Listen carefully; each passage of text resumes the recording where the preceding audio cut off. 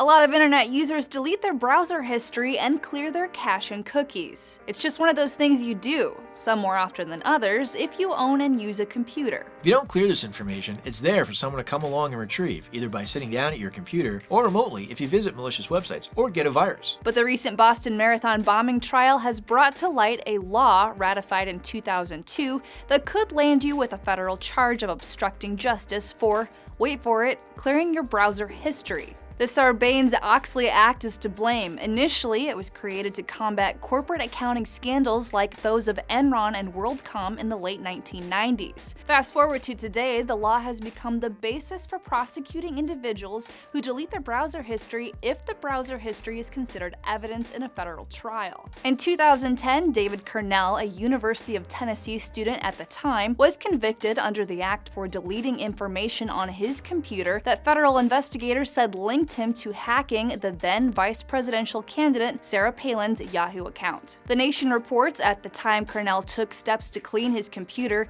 he does not appear to have known that there was any investigation into his conduct. That didn't matter though. Federal investigators felt they were entitled to the data. Let's be perfectly clear that these cyber cases and internet cases, because of the digital fingerprint that is left out there in cyberspace, are very difficult to defend. These cases are also very difficult to prosecute for the same reason, especially if you're doing what most IT professionals recommend and clearing your browsing history and other digital documents. The Sarbanes-Oxley Act is now more than 10 years old, and the internet is a very different place than it used to be, and yet there haven't been any public calls for reforming the legislation. So for now, your internet browsing history, or removing it, could get you slapped with a federal charge. For Newsy, I'm Leah Becerra.